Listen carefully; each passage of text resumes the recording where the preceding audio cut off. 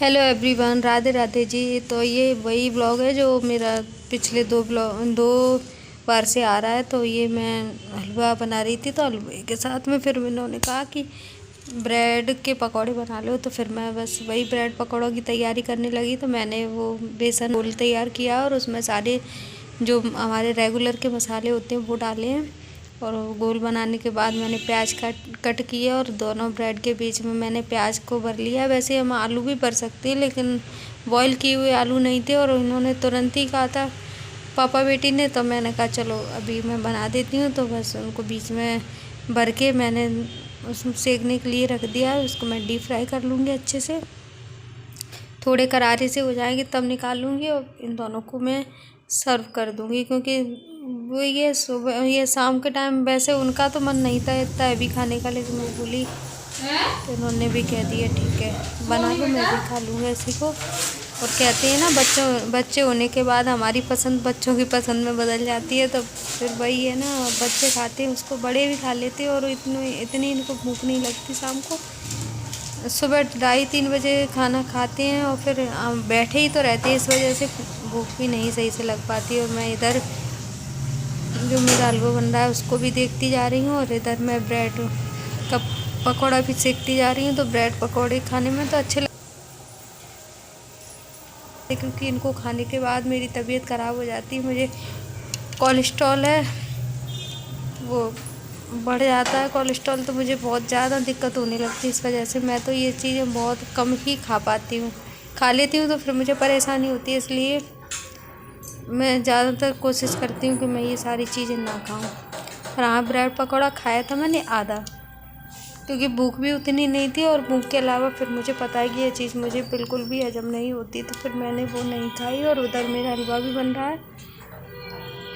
हलवे का तो आपको पता है, वो तो टाइम टेकिंग रेसिपी होती है, उसमें तो टाइम भी बहुत लगता है। और कब से बन रहा है, कितनी देर से रखा हुआ है, तब से बन ही रहा है। फिर ये ब्रेड पकौड़े भी बन जाएंगे, दूध भी रख लूँगी सबके लिए, तब तक तो वो बन ही पाएगा। तो मैंने कहा जब तक ये बनता है पास में और सारे काम होते रहेंगे। इधर हलवा भी बन रहा है, मेरे शाम का खाना भी बन रहा है, और उसके साथ साथ और भी छोटे मोटे काम होते हैं जो होते ही रहते हैं। और सर्दियाँ आ गई हैं तो सर्दियों में खाना भी इसी तरह का अच्छा लगता है, और ये हलवा वगैरह ऐसी चीज़ें तो अच्छी लगती हैं। तो मैंने दोनों प्लेट्स, वो एक ही प्लेट्स में दोनों के लिए रख लिया कि वो तो दोनों पास पास में बैठे हैं। और बस मैं उनको देकर आ गई। और इधर आकर मेरी एक बहुत गंदी आदत है, मैं बार बार हाथ धोती इस चक्कर में। सर्दियों के मौसम में तो मेरे हाथों का ऐसा बैंड बजता है कि कुछ कहो मत, लेकिन अब आदत है तो है। तो हलवा भी चेक कर रही हूँ कि बन गया कि नहीं बना।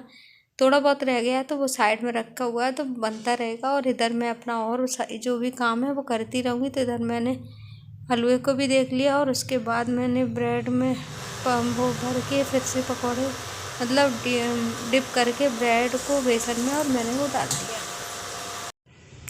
इधर मैंने पकौड़ों को बेसन में डाल दिया फ्राई होने के लिए। और उधर मैं अपना सामान लगाती जा रही हूँ। जो डिब्बे इधर उधर हो गए थे उनको उनकी जगह पे रख रही हूँ। जो बर्तन रखे थे धुले हुए, वो जो मैंने वहाँ से ला के धो के रख दिए थे, मतलब वो जो धो के जाती है ना, वो फिर मैं दोबारा से एक बार पानी में निकाल लेती हूँ। तो मैं उन सारे बर्तनों को जगह पर लगा रही हूँ।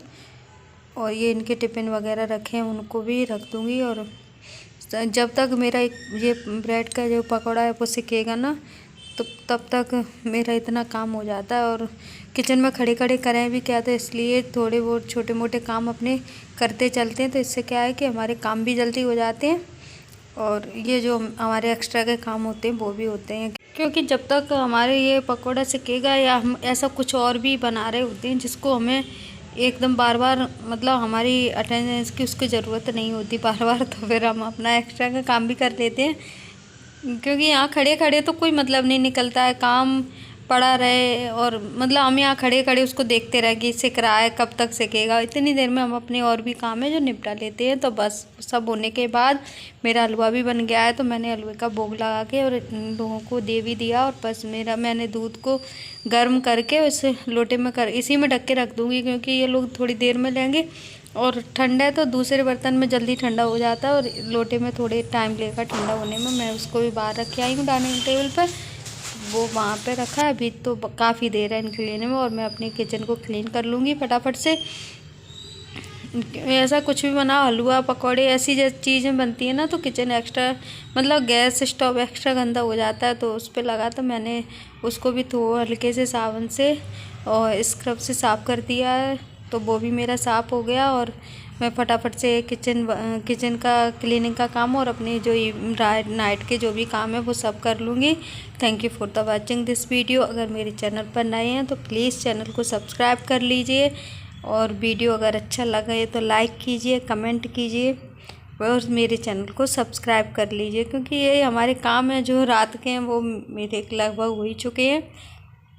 इन लोगों के दूध लेने का है तो बस वही काम रह जाता है। और इन सारे बर्तनों को मतलब सारी जो भी ये रैक वगैरह रखी हैं जो जिनको हम खिसका सकते हैं, उठा सकते हैं, उन सबको उठा के और सबके नीचे से मैं कर लेती हूँ। कारण ये है कि वो उसके नीचे पीछे चूहे गंदा करते रहते हैं, तो वो सब भी कर रहा हूँ। ये बॉटल्स हैं, एक तो ये डांस क्लास लेके जाती है और एक स्कूल लेके जाती है। तो स्कूल वाली तो अभी मैंने आज नहीं धोई है, लेकिन जो डांस क्लास थर्मस लेके जाती है उसको मैंने, स्टील की बॉटल है तो उसको मैंने धो के रख दिया है।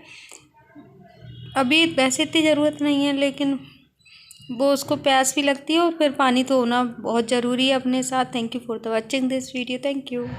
देखिए मेरी किचन हो गई पूरी तरह से साफ़, और देखिए सिंक एरिया भी बिल्कुल साफ़, सब कुछ साफ़ कर दिया मैंने।